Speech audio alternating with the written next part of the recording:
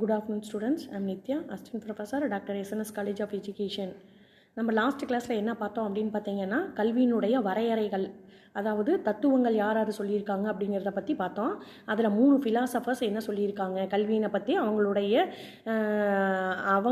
Point of வியூவில் என்ன சொல்லியிருக்காங்க அப்படிங்கிறத பற்றி பார்த்தோம். யார் யார் அப்படின்னு பார்த்தீங்கன்னா காந்தியடிகள், ரவீந்திரநாத் தாகூர், அதுக்கப்புறம் பார்த்திங்கன்னா விவேகானந்தர், இவங்க 3 பேர்த்த பற்றி பார்த்தோம் இல்லைங்களா. இன்றைக்கி நம்ம என்ன பார்க்க போகிறோம் அப்படின்னு பார்த்தீங்கன்னா அதனுடைய தொடர்ச்சியாக கல்வியின் முதன்மை செயல்பாடுகள் கல்வியினுடைய முதன்மை செயல்பாடுகள் அப்படின்னா என்ன அப்படிங்கிறத பற்றி நம்ம பார்க்க போகிறோம் சரிங்களா. அப்படின்னு பார்த்தீங்கன்னா கல்வியின் முதன்மை செயல்பாடுகள் அப்படின்னு பார்த்தோம்னா நம்ம ஃபஸ்ட்டு என்ன சொல்கிறோம் அப்படின்னு பார்த்தீங்கன்னா அறிவை வளர்த்தல் அப்படிங்கிறாங்க. அறிவை வளர்த்தல், கல்வி நம்ம ஒருத்தர் ஒரு எஜுகேஷனை படிச்சுட்டாங்க அப்படின்னா அவங்களுக்கு அறிவு வந்துடுது அப்படின்னு சொல்ல முடியுமா? இல்லை. எப்போவுமே படிக்கிறனால நம்மளுக்கு ஒரு 50-50 வச்சுக்கலாம். படிக்கிறனால அறிவு வருது அப்படின்னு பார்த்திங்கன்னா நம்மளுடைய லைஃப் எக்ஸ்பீரியன்ஸ்னால நம்மளுடைய நாலேஜ் அப்படிங்கிறது நம்மளுக்கு கெயின் ஆகுது இல்லைங்களா. ஸோ அந்த அறிவு வளர்ச்சி அப்படிங்கிறது நம்மளுக்கு எப்படி கிடைக்குது அப்படின்னு பார்த்திங்கன்னா நம்மளுடைய கல்வியின் மூலிமா நம்மளுக்கு கிடைக்குது அப்படின்னு சொல்கிறாங்க. எப்படி அப்படின்னு பார்த்திங்கன்னா நம்மளுடைய திறன்கள் மற்றும் தொழில்முறை அறிவை வழங்குகிறது அப்படின்னு சொல்கிறாங்க சரிங்களா. நம்மளுடைய ஸ்கில்லை டெவலப் பண்ணுது. அதுக்கப்புறம் நம்ம தொழில் சார்ந்து நம்மளுக்கு பயிற்சி அளிக்கிறது மூலிமா நம்மளுடைய தொழிலில் நம்ம முன்னேற்றம் அடைகிறதுக்கு இது வாய்ப்பாக அமையுது அப்படின்னு சொல்கிறாங்க சரிங்களா. அதுக்கடுத்தது என்ன சொல்கிறாங்க அப்படின்னு பார்த்தீங்கன்னா சமூக பண்பாடு அப்படிங்கிறாங்க. ஒரு தனி மனிதன் படிக்கிறானோ, ஒரு பக்கம் வேலை செய்கிறான், எல்லாமே அது எதோட ஒன்றிணைந்து போகுது அப்படின்னு பார்த்தீங்கன்னா சமூகத்தோட தான் ஒன்றிணைந்து போகுது இல்லைங்களா. நான் முன்னாடியே சொன்ன மாதிரி கல்வியும் ஃபிலாசபியும் எப்படி ஒரு நாணயத்தின் 2 பக்கங்கள் போல இருக்குதோ அதே மாதிரி நம்ம ஒரு தனி மனிதன் அப்படிங்கிறது நம்மளை ஒரு என்ன சொல்கிறது, ஒரு முழுமையான பூர்த்தி அடைய முடியாது. நம்ம என்ன பண்ணினாலும் ஒரு சொசைட்டிக்குள்ளே போய் நம்ம சர்வே பண்ணி தான் ஆகணும் இல்லைங்களா. ஸோ நம்ம தனி மனிதன் சமூகம் 2 சேர்ந்தாத ஒரு முழுமையான வளர்ச்சி முழு மனிதன் அப்படின்னு நம்ம சொல்ல முடியும்.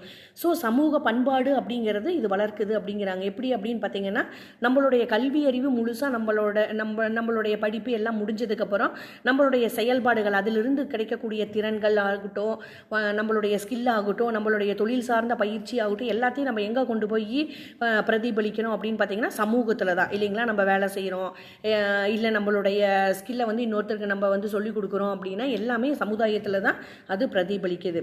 ஸோ சமூகத்தினுடைய ஒத்துழைந்து போய் எப்படி அதை நம்ம டெவலப் பண்ணி கொண்டு போகிறோம் அப்படிங்கிற பண்பாட்டை வளர்த்தெடுக்குது அப்படின்னு சொல்கிறாங்க சரிங்களா. அதுக்கடுத்தது என்ன சொல்கிறாங்க அப்படின்னு பார்த்தீங்கன்னா பண்புகளை உருவாக்குதல் அப்படிங்கிறாங்க. பண்புகள் அப்படின்னா என்ன சொல்கிறாங்க, நம்மளுடைய கலாச்சாரம், பாரம்பரியம், நம்மளுடைய மதிப்புகள் எல்லாத்தையும் தான் சொல்கிறாங்க சரிங்களா. அதை பண்புகளை குழந்தைகளிடையே நிலைநாட்டுது அப்படின்னு சொல்கிறாங்க சரிங்களா. அதுக்கடுத்தது என்ன சொல்கிறாங்க அப்படின்னு பார்த்தீங்கன்னா தனிநபர் முழுமை அப்படின்னு சொல்கிறாங்க. இந்த தனிநபர் முழுமை அப்படிங்கன்னா என்ன சொல்கிறது அப்படின்னு பார்த்தீங்கன்னா ஒரு திறன் உங்ககிட்ட இருக்குது, ஒரு ஸ்கில்லு நீங்கள் டெவலப் பண்ணிட்டீங்க அப்படின்னா அந்த ஸ்கில் உங்ககிட்ட டெவலப் ஆகிருச்சு அப்படின்னு எப்படி அடுத்தவங்களுக்கு தெரியும் அப்படின்னு பார்த்தீங்கன்னா ஒன்றா ஒருத்தருக்கு நீங்கள் சொல்லிக் கொடுக்கணும், இல்லை அது சார்ந்த ஒரு தொழிலில் நீங்கள் ஈடுபடணும் இல்லைங்களா. அப்போ தான் உங்ககிட்ட என்ன ஸ்கில் இருக்குது அப்படின்னு மற்றவங்களுக்கு அது தெரியும். ஸோ அந்த தனிநபர் முழுமை அப்படிங்கிறது இதில் என்ன சொல்கிறாங்க அப்படின்னு பார்த்தீங்கன்னா ஒவ்வொரு தனிநபரின் முழுமையான திறனை இது வெளிக்கொண்டு வருது அப்படின்னு சொல்கிறாங்க சரிங்களா. அதுக்கடுத்தது அப்படின்னு நம்ம பார்க்க போகிறது கல்வியின் பரந்த நோக்கங்களாக நம்ம இதில் பார்க்குறது என்ன அப்படின்னு பார்த்தீங்கன்னா அறிவு வளர்ச்சி, நம்மளுடைய அறிவு வளர்ச்சி, நாலேஜ் அப்படிங்கிறது கெயின் ஆகுது அப்படிங்கிறாங்க. திறன் வளர்ச்சி அடையுது அப்படிங்கிறாங்க. அடுத்தது சமூகத்தினுடைய நம்ம எப்படி ஒத்துழைச்சு போகணும், சமூகத்தில் நம்ம திறனை எப்படி டெவலப் பண்ணுறது அப்படிங்கிற சமூகத்தினுடைய ஏற்று நம்ம பொறுப்புணர்வோடு நடந்துக்கிற திறனை நம்மளுக்கு வளர்த்தி கொடுக்குது. ஸோ சமூக திறனை நம்மளுக்கு வளர்த்துது அப்படின்னு சொல்கிறாங்க சரிங்களா. அதுக்கடுத்தது நெறி மற்றும் எத்திக்ஸ், அதாவது எந்த இடத்துல எப்படி நடந்துக்கணும் அப்படிங்கிற ஒரு எத்திக்ஸை நம்மளுக்குள்ள உருவாக்கி கொடுக்குது அப்படின்னு சொல்கிறாங்க சரிங்களா. அடுத்தது ஆன்மீக உணர்வு, நம்மளுக்குள்ள ஆன்மீக உணர்வை வளர்த்தெடுக்குது அப்படிங்கிறாங்க. ஆன்மீக உணர்வு அப்படிங்கிறது ரொம்ப ரொம்ப முக்கியம் இல்லைங்களா.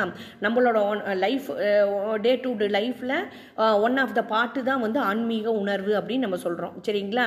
ஸோ அந்த ஆன்மீக உணர்வை நம்மக்கிட்ட வளர்த்தெடுக்குது அப்படின்னு சொல்கிறாங்க. இதெல்லாம் கல்வியின் நோக்கமாக அமையுது. அதுக்கடுத்தது என்ன சொல்கிறாங்க அப்படின்னு பார்த்தீங்கன்னா சமூக மாற்றத்தில் கல்வியின் முக்கிய பங்குங்கிறாங்க. சமூக மாற்றத்தில் கல்வியினுடைய முக்கிய பங்கு அப்படின்னு பார்த்தா கண்டிப்பாக முக்கிய பங்கு இருக்குது.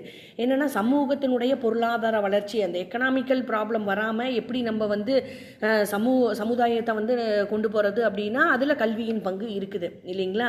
ஸோ ஒவ்வொரு தனி மனிதனும் சமூகத்தில் எப்படி இருக்கான் அப்படிங்கிறத பொறுத்தும் சமூக வளர்ச்சி அப்படிங்கிறது இருக்குது அப்படிங்கிறாங்க.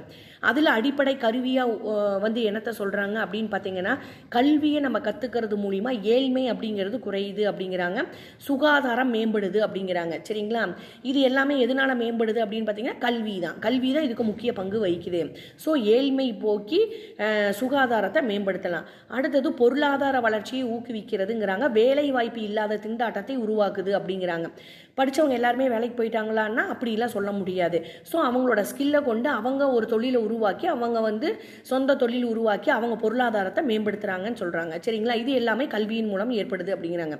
அடுத்தது பண்பாடு, பாரம்பரியம் மற்றும் பரஸ்பர மரியாதையை ஏற்படுத்துங்கிறாங்க. ஒருத்தர்கிட்ட நம்ம எப்படி பழகணும், அவங்கக்கிட்ட நம்ம எப்படி பேசுறது, ஒரு ஒரு ஒரு கிரிட்டிக்கலான ஒரு சூழ்நிலை அப்படின்னா அந்த சூழ்நிலை நம்ம எப்படி வந்து அதை தாண்டி வர்றது, ஒரு ப்ராப்ளத்தை நம்ம எப்படி சால்வ் பண்ணுறது, எல்லாமே அந்த வளர்ச்சியை வந்து கல்வியின் மூலமாக நம்மளுக்கு ஏற்படுது அப்படிங்கிறாங்க. சரிங்களா.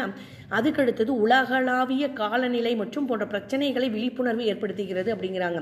அதான் நான் முன்னாடியே சொன்ன மாதிரி ஒரு ப்ராப்ளம் இருக்குது அப்படின்னா அந்த ப்ராப்ளத்தை எப்படி நம்ம வந்து ஃபேஸ் பண்ணுறது, ஸ்மூத்தாக எப்படி கொண்டு போகிறது அப்படின்னு இது மூலிமா நம்ம கற்றுக்கிறோம் அப்படிங்கிறாங்க. ஸோ சமூக மாற்றத்தின் வளர்ச்சிக்கு கல்வி வந்து ஒரு முக்கிய பங்காற்றுகிறது அப்படின்னு சொல்கிறாங்க. சரிங்களா. Okay, thank you. நெக்ஸ்ட் கிளாஸில் நம்ம அடுத்தது பற்றி பார்க்கலாம்.